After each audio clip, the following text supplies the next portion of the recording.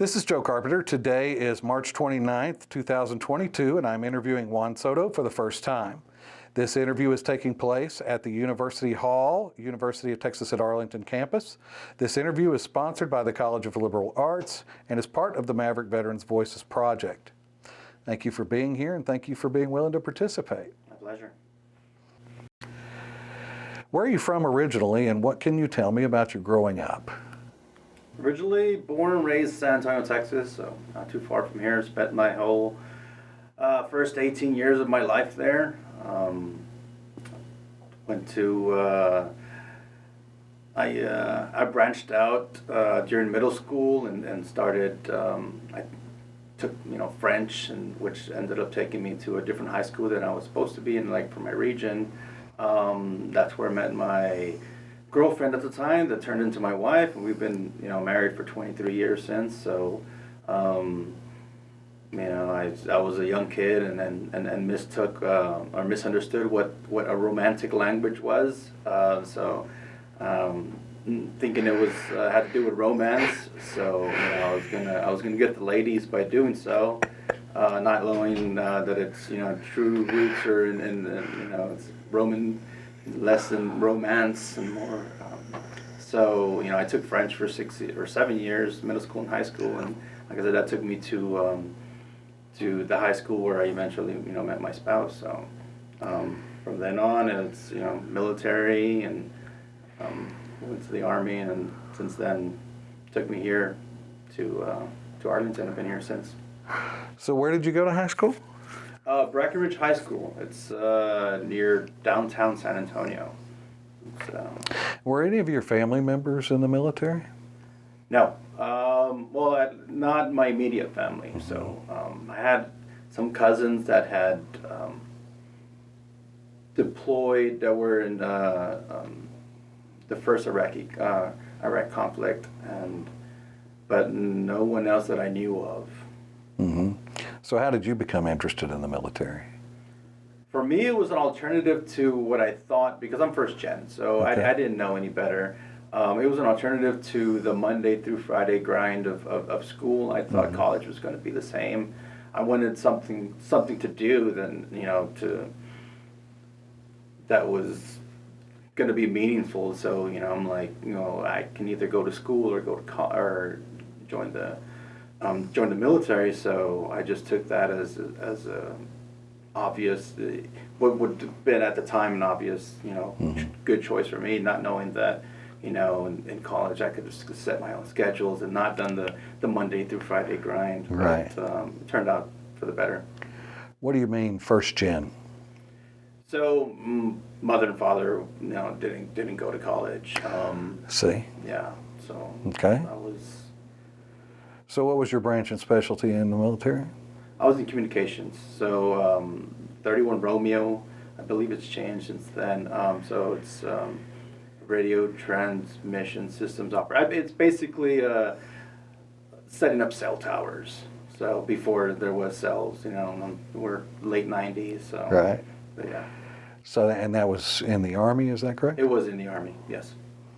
And where'd you go for training, and what can you tell me about that experience? Well, basic training was Fort Jackson, and my AIT for my eventual position was in Fort Gordon, Georgia. Mm-hmm. So it was a pleasant experience. I mean, it's so long ago I can give you the details. That there's very few things I remember from back then, but I was a young pup, so I'm sure I got into plenty of mischief. Right.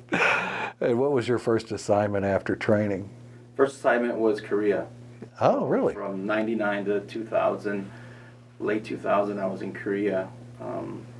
So that was a very eye-opening experience for me. Somebody that I had never been on a flight before joined the military. I'd never left the state of Texas. I very rarely, traversed outside the borders of what it was, Bexar County and San Antonio. Mm-hmm. So yeah, it was a very, very different, very, very much of a change of pace for me. And were you married at the time? I was not. I left, so I shipped out to basic 98, like August 98. So from 98 to 2000, and my girlfriend, my serious girlfriend at the time, she was having some personal issues in her own, and my parents were kind enough to let her, move in, which is, I would not let my daughter follow in my footsteps, Right. but so yeah, she was living with us, and I left, and I thought she was going to go to school and follow her dreams of being a nurse. So later on, I find out when I was like halfway through AIT that she also joined. So she was in the Army to be a combat medic. Really? Yeah. So you didn't know that she was enlisting? No, I did not know. It was a surprise. Interesting. Yeah.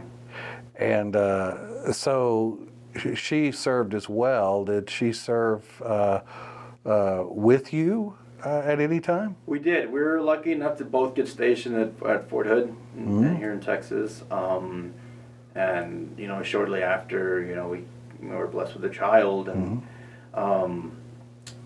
women have the option, or had the option, I don't know if it's still like that, to terminate their enlistment, due to pregnancy. So she was able to do so, and I think she was in for a little under 2 years when she got out. I see. And so what were your duties, and did you feel adequately prepared for those duties once you were deployed? So it's setting up the equipment, just with Signal you work remote, mostly, so you're out there just, becoming the relays for, so it's setting up the equipment and then just making sure that the signal stays up, so maintaining it. I felt adequately capable of doing so. It's the hardest part of the job was probably driving in the grounding rods. That there were these huge spikes, and we would often be in like really rocky terrain, and you'd have to drive them in so far. That was probably the one thing I remember being the most difficult. But you were in your shelter that had electricity, so we were able to get out of the elements and stay in a nice warm. Even though it was reduced, confined in a small, probably 4x5, area, but it was just Better than a tent. It was better than a tent, and like I said, I had electricity, and so I had access to heat and cool, and Right. a little TV to keep me company. So other than Korea, were you assigned anywhere else overseas? I was not. I came to Fort Hood and served the rest of my time there. I got out shortly before all the deployments happened. I was in during 9/11. So, and after that, it was just a bunch of people running around our companies and divisions getting all reconfigured. So people that I had been with. Through most of my time there, suddenly they were, getting shipped to a different company, and then so it was a chaotic time. Yeah. So Fort Hood was close to home. So how did that work for you? Was it good to have your family nearby? And It was. I hadn't established the necessary skills to traverse, because I was never much of a long distance driver. So back then, driving 2 hours from Fort Hood to San Antonio was a grind. Oh, really? Like, how little did I know? Right. I drive all over the country now, but no, it was good. It was good. I'm sure younger me should have visited mom way more often. I still have my mother, but I just wished I would have, taken the time to be. More, since I was so close, just be more actively involved in their lives. I did spend many times where, I wouldn't speak with them for several months. Sure. So foreign to me now. Right. Yeah. So while you served, did you lose anyone close to you? I did not. No, like I said, I wasn't. I had gotten out right before all the deployments. So and social media wasn't a big thing back then or Right. at all. Right. So I didn't get to follow up with anybody that probably did get, get sent overseas to Afghanistan and Iraq. So And how long did you serve altogether?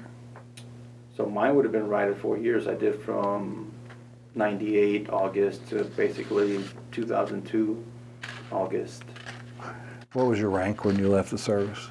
I was a specialist. I was E4. Okay. Were you awarded any medals or citations? I was not. Young me just did barely enough, just to get by, clock in, clock out type.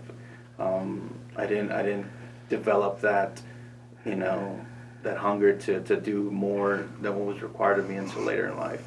And I think that's a misperception of the military, is that you do have the ability to do that, and if you want to. Yeah. Are there any specific people or circumstances that you remember, maybe things that make you laugh? Not so much. Like it would be the one person I was really, really good friends with. It would be difficult because, and you could probably cut it later, but yeah, the one really close person I had, professionally he was great, personally he was great.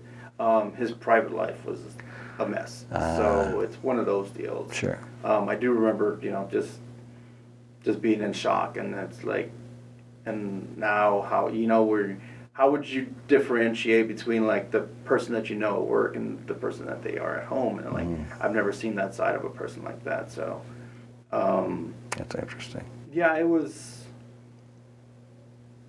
a pretty mellow time for me. I didn't think those 4 years spent that anything. I mean, obviously 9/11 was the big factor in that, but we had it. It didn't affect me that much personally, So Now, what date did you get out? I got out August of 2002. So probably with my ETS or with my leave, I probably left like a month before. So probably sometime in July. So just a little less than a year after 9/11 then. Yeah. A little less than a year after 9/11, and my daughter was born April of 2001, so she was still, a little over a year by the time I got out. Why did you decide to get out rather than staying in? Because of my daughter. Just because of your daughter? Yeah, right? it was being a new dad, and the novelty hadn't worn off of, the baby, and it was just all baby all the time, so I decided to get out. I did, however, re-enlist after I'd gotten out. Oh, really? Yeah, a recruiter came knocking at my door, and that new dad period had worn off, and I was like, I think I'm ready to go back into it, and I was really motivated at the time then. So yeah, that took me back. I did change my MOSs too, but I got injured before I was able to. I see. Yeah. Okay. And was there anyone that you served with that influenced you?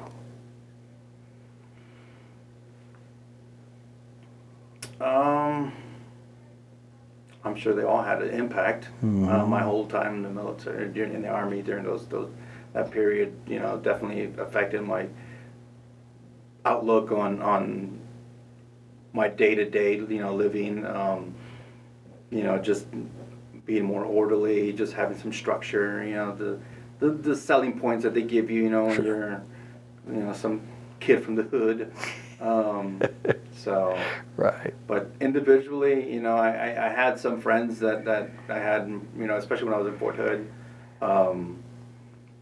But it was, I guess the biggest thing I would say, because it's so different, you meet a bunch of different people when you're in the military and the Army, is just having friend groups that come from different walks of life. Yeah. So it's a very eclectic group of people that I hung out with. Right.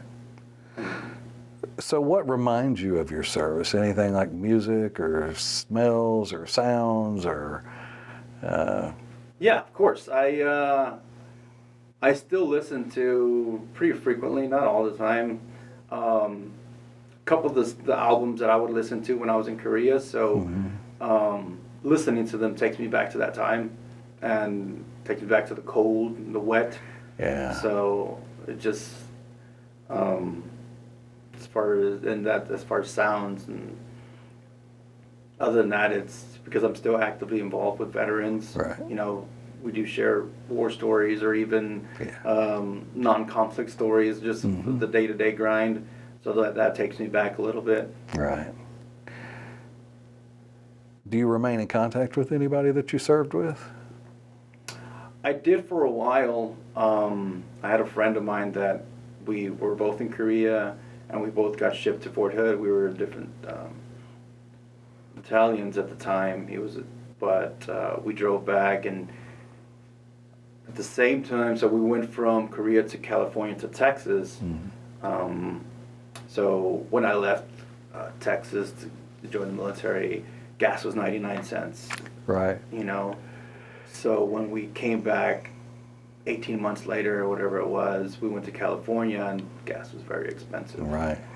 So while I was just hyping up Texas, you know, gas is going to be so much cheaper, you'll be so happy.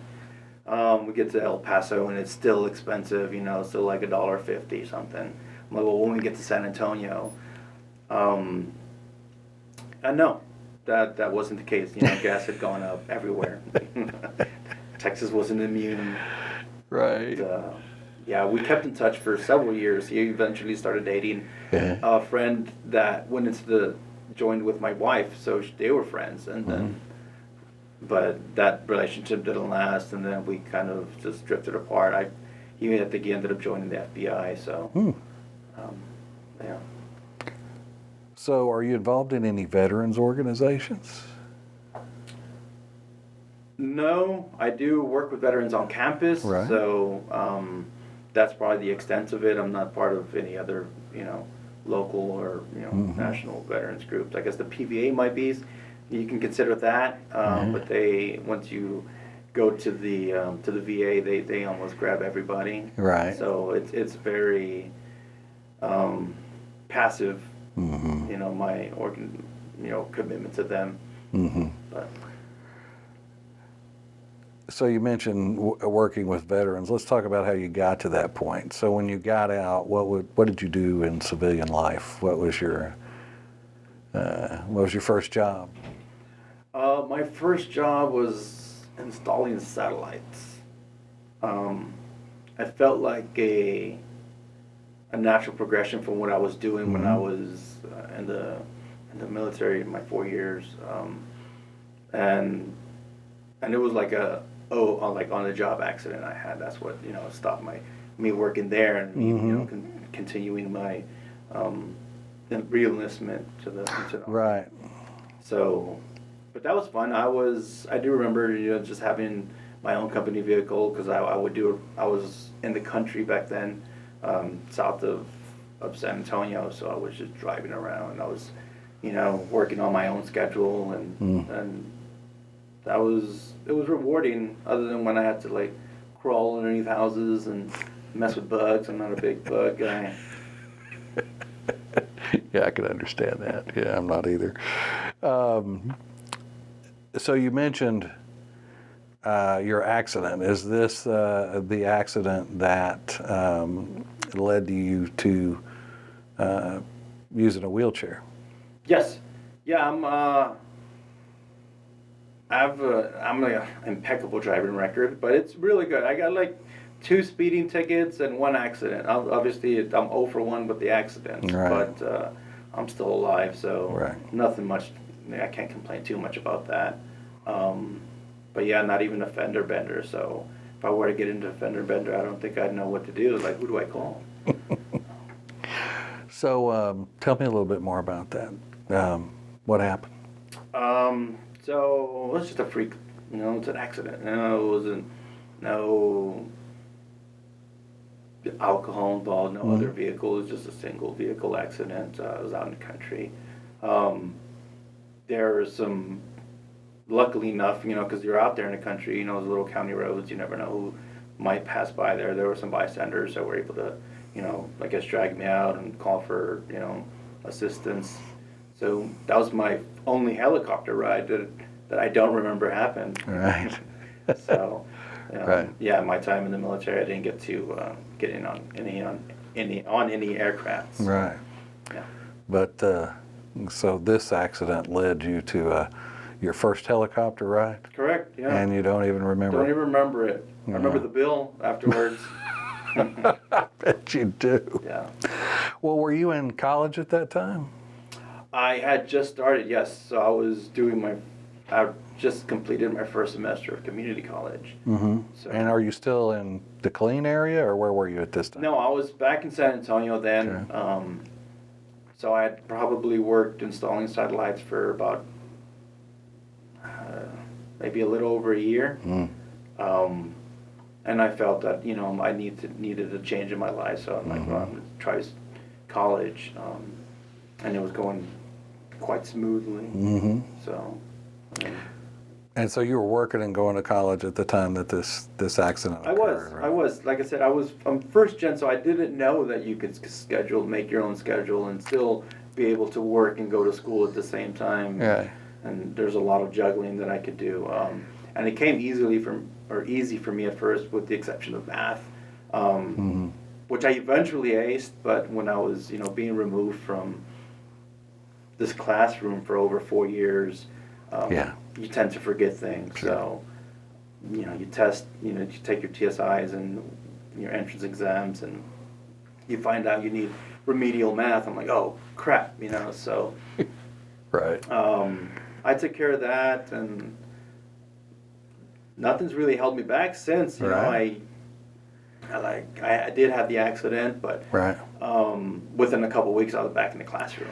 Yeah, I wanted to get to that because you and I talked about that offline. So I wanted to get to that because you had said that you had the accident, and obviously it was a serious injury. Mm-hmm. You were married at the time. Your father at the time.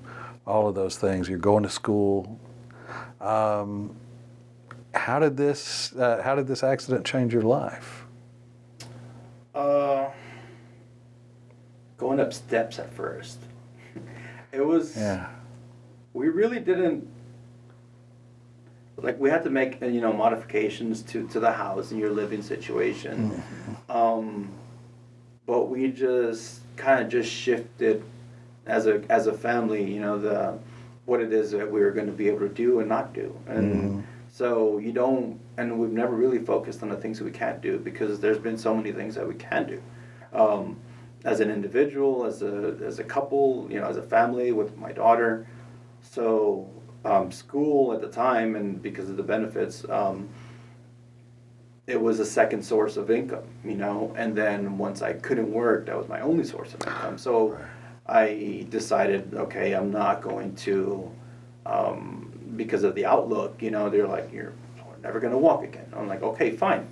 But then they tell you that, and then they also tell you, well, let's do some intensive rehab. I'm like, well, my priorities right now at the time are my family. So I would do the rehab, but not as intensely as I should have done.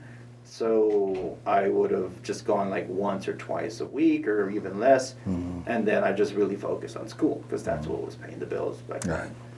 Right. So we did that, and I completed my associates in 2 years. By then our life had normalized, and we were, we had finally moved out. I guess we were living with her sister at the time. So we took care of living together, and we got our own place in San Antonio, and that was first of, I guess, the fourth house now. So wish we wouldn't have got rid of any of them, but Right. Your wife, you mentioned, handled the situation very well. She did. She's gone above and beyond the in sickness and in health part. She's a natural caretaker. she's been the greatest. But yeah, I can't speak highly enough of her. She's a freaking saint. Right. So yeah.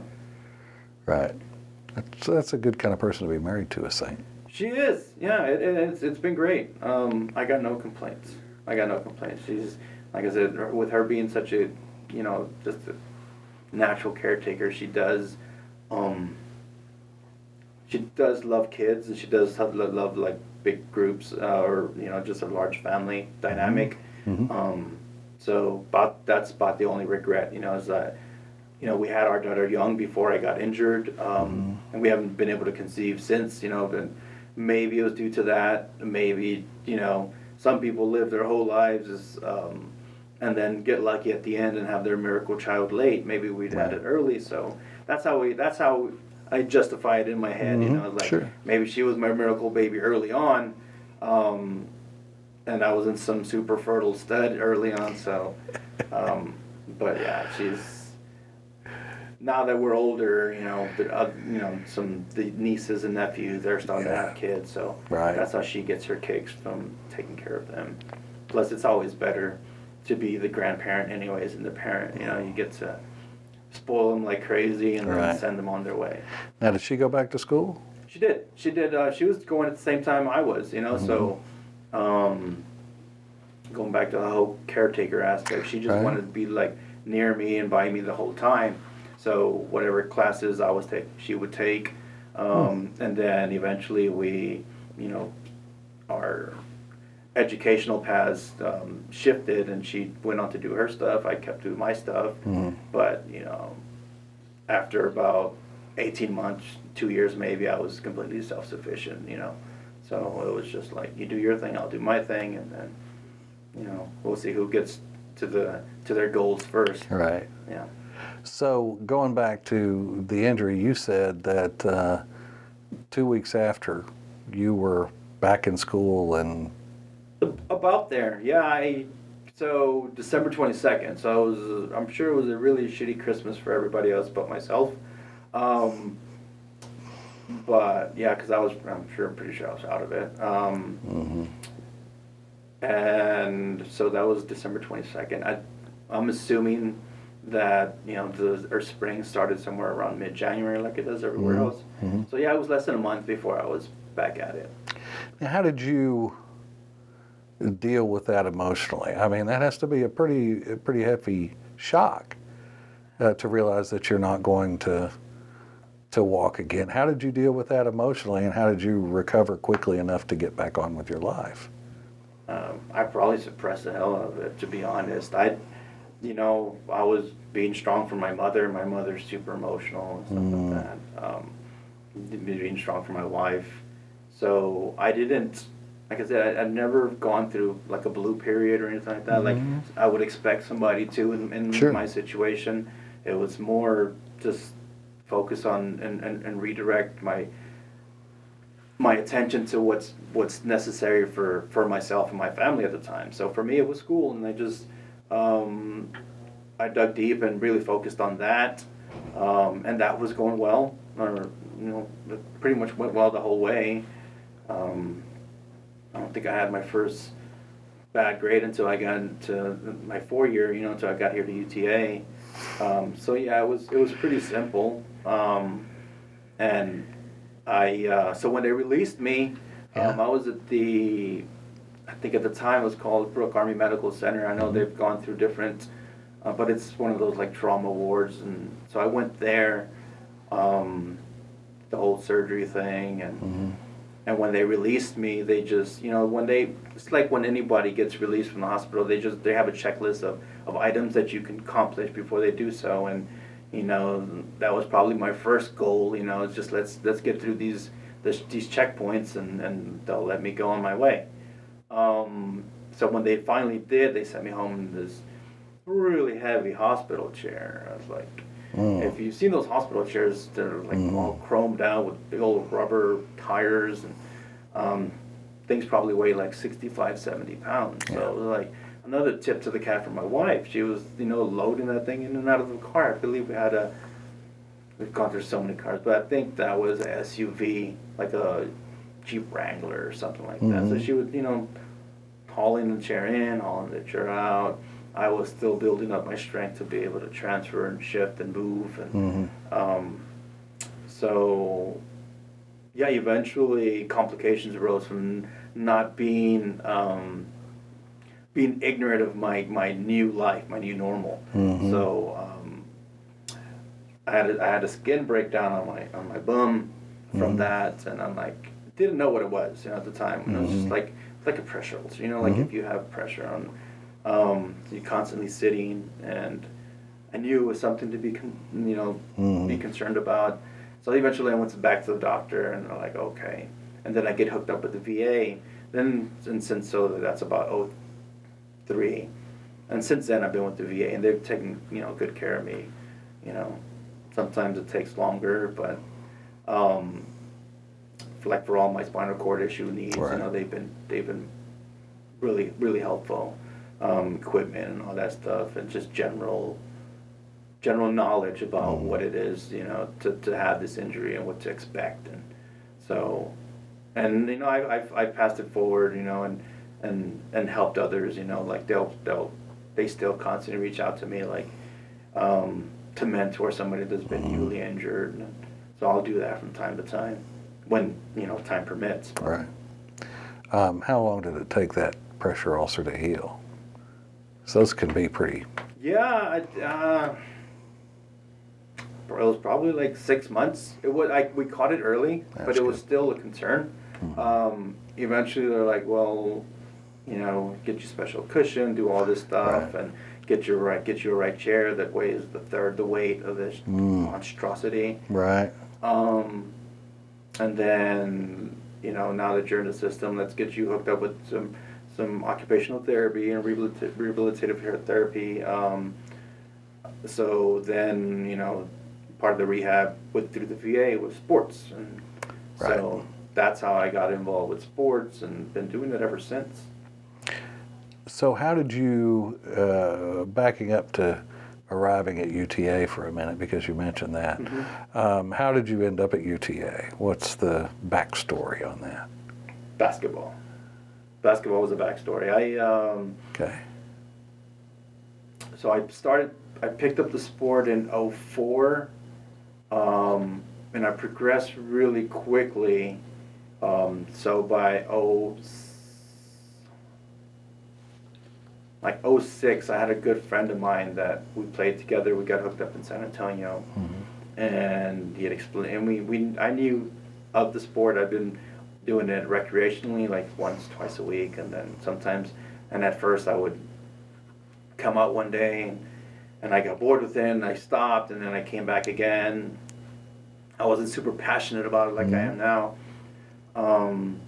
So he said he was going to move up to Arlington to go to the university, and my background in sports from high school was that there had to be a tryout period, and I didn't think I was good enough, so I was just going to wait.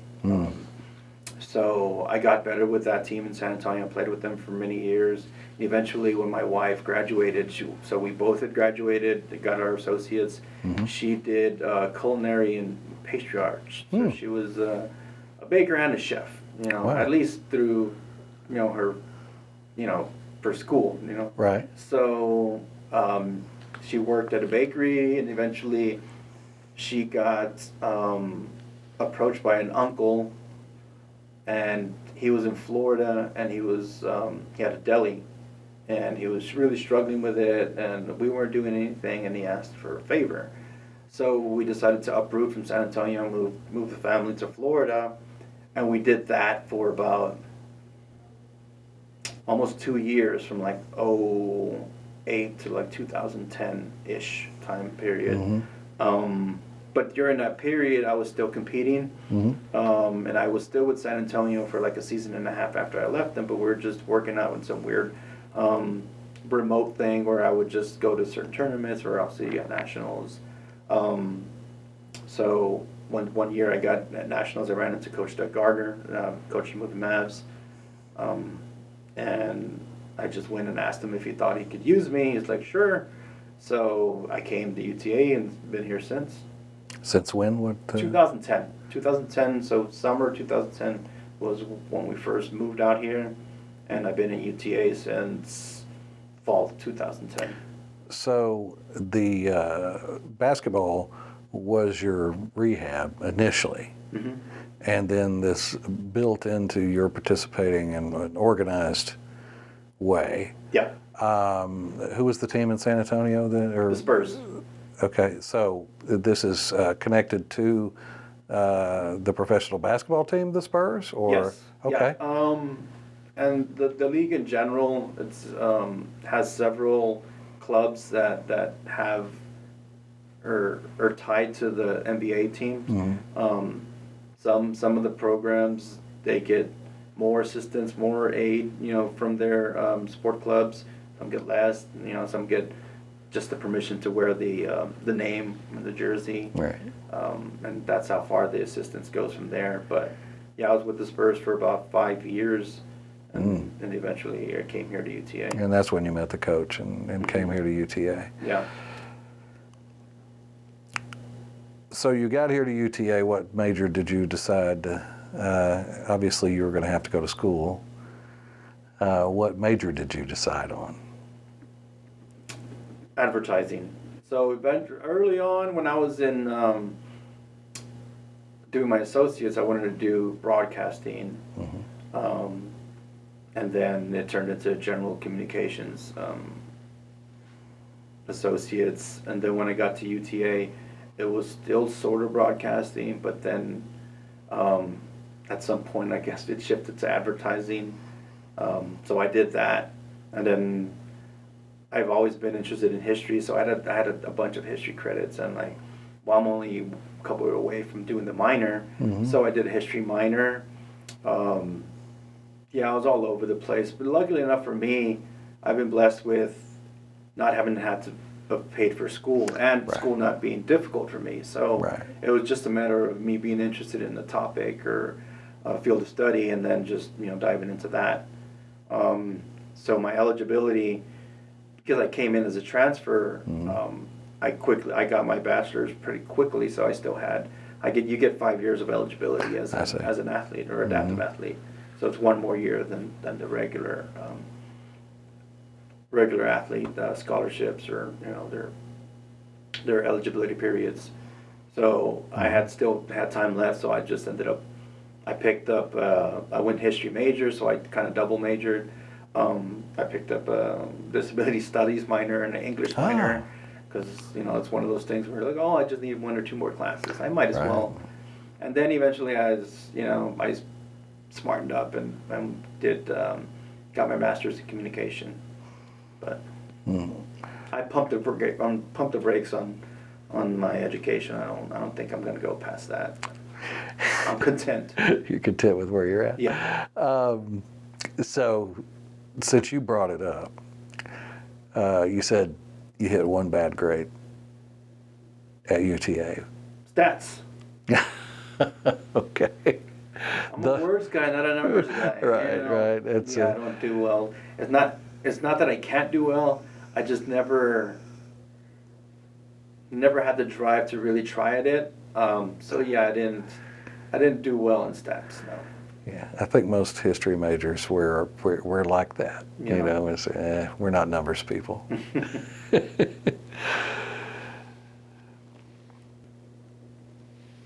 So, what other challenges has your injury created for you, and how have you dealt with those challenges?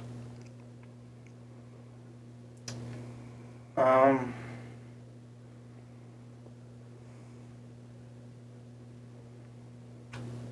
don't know. I've always, like I said before, I've always really focused on the positive aspects of and the opportunities that my injury has brought me, and really not focused on those negatives. Mm-hmm. I'm a little bit of a hypochondriac, so that's where all my stresses and my worries go is a different mole, or I can hear my heartbeat, am I dying? So I don't worry about what I can't do in regards to that, because I've been really lucky, and the opportunities that have come my way because of the injury.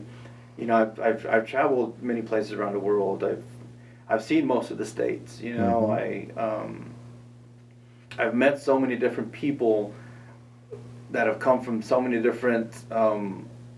My perspectives are just very broad because I know people that have done more with less.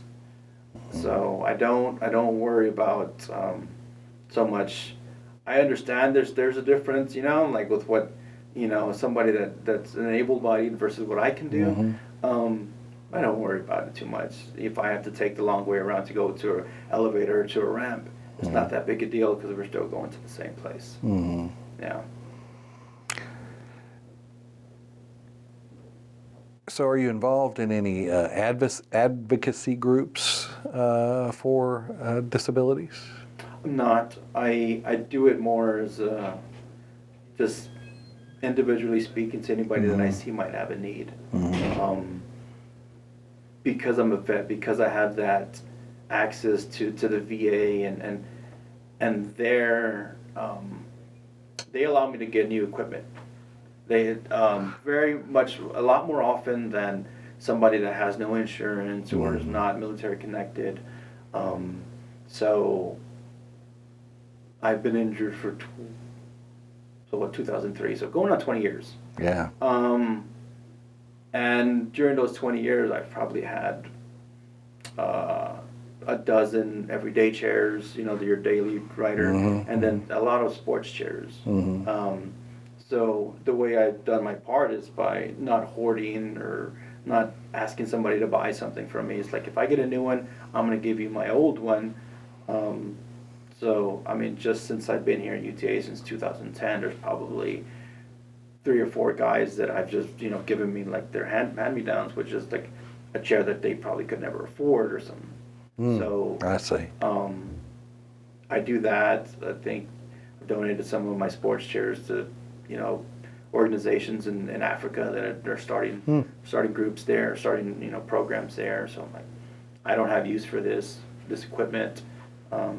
It's a very expensive sport to get into. And it's a very expensive situation we find ourselves in if your insurance is not able to cover your needs for somebody in a wheelchair. And that's besides the sport thing. If you decide you want to participate in a sport, a basketball chair costs $3,500, probably an average one.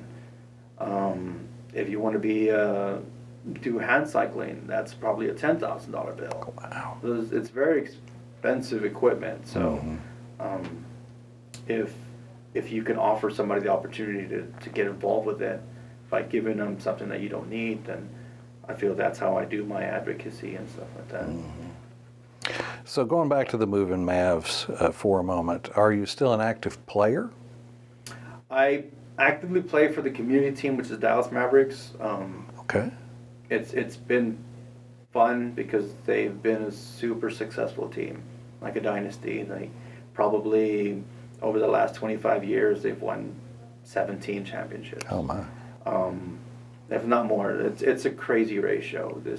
This area has produced a lot of winners in the wheelchair basketball community. I always said I wouldn't play for them. Oh really? It's like playing for the Yankees or something like that, right? If you're grew up in Kansas or something like that, you know, you're like, I would never join the dark side. Right.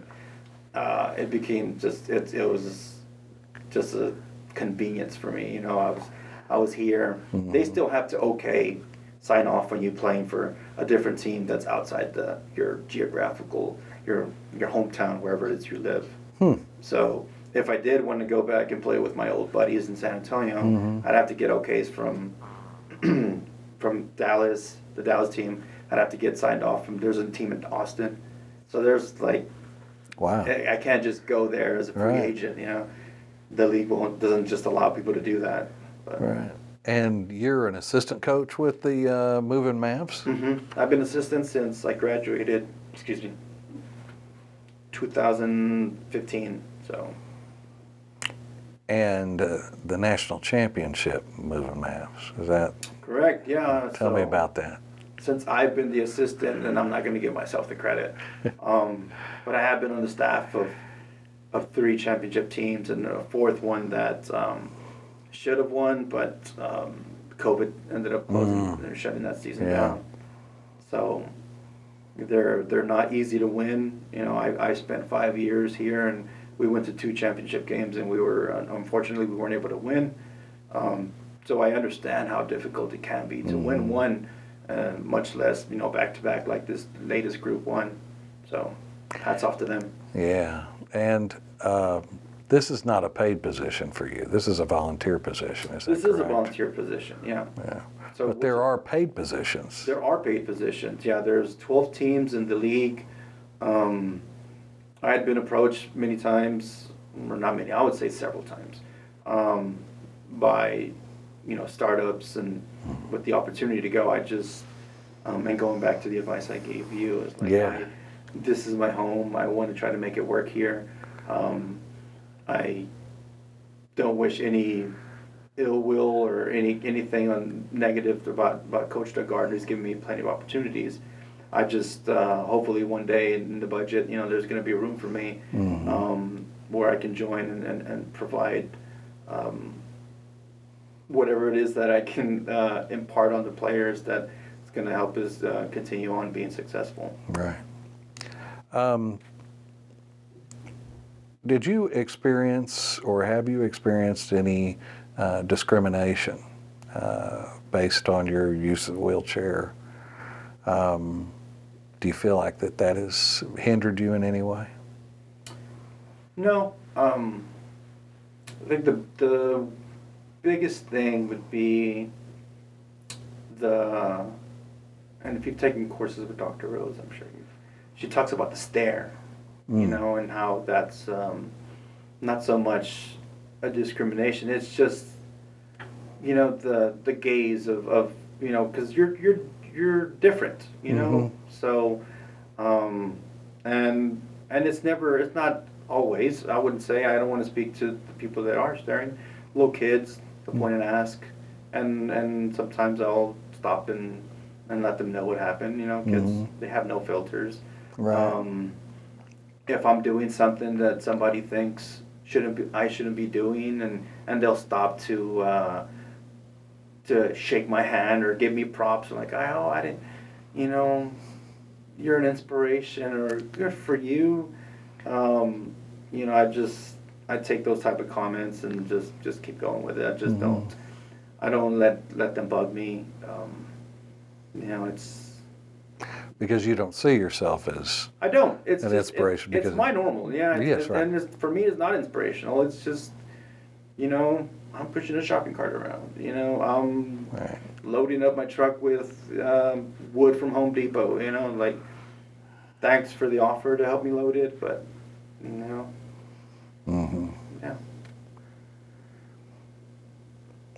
So where do you see yourself 5 years from now? What do you see yourself doing 5 years from now? Something different. I'll keep it vague. I don't want to. I don't like to make plans. I like to live. I don't want to say be corny day to day or day by day. I'm always open to change. But the only thing I have committed to is my wife and my daughter.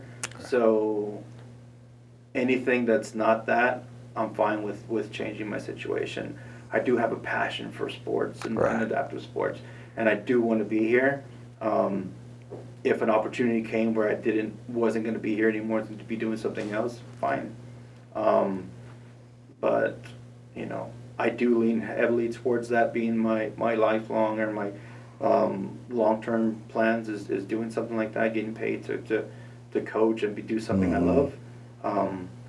But I have no idea 5 years from now where my opportunities might take me. Right. Now tell me about your daughter. Your daughter is here at UTA as well, is that correct? She is. She's, I believe, going on her junior year. Wow. COVID's been really weird, so she studies architectural engineering. So we're going on our 4th house. We've done a lot of rehabs to homes. So not so much flipping, but we end up living there, and then a new opportunity comes around, and the market shifts, and Yeah. you can get a lot more money for your house. All right. So we end up doing things like that, and we started off with the small house, and we got a nice little property now that fits us. And I say we're never going to move again, but you never know. Right. So I think maybe she got that itch to do something with architecture, or through our experiences with all these houses. So we'll see how it goes for her. And right here at home and at UTA, right? Yeah, correct.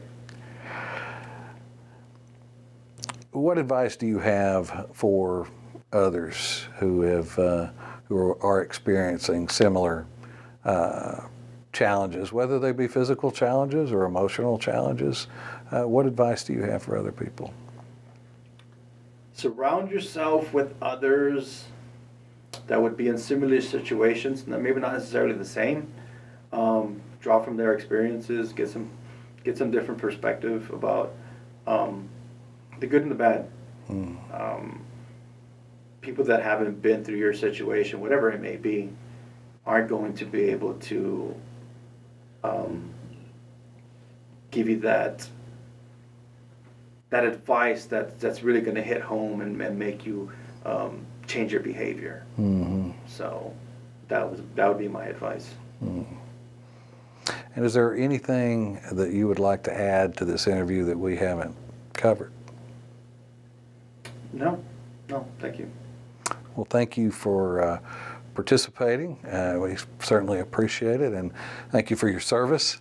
I'm sure you get that a lot. And thank you for your service to UTA. You meant something to me in my undergraduate years as an undergraduate advisor, and so thank you for that as well. It's been a pleasure interviewing you. It's been my pleasure. Thank you for having me here. Thank you.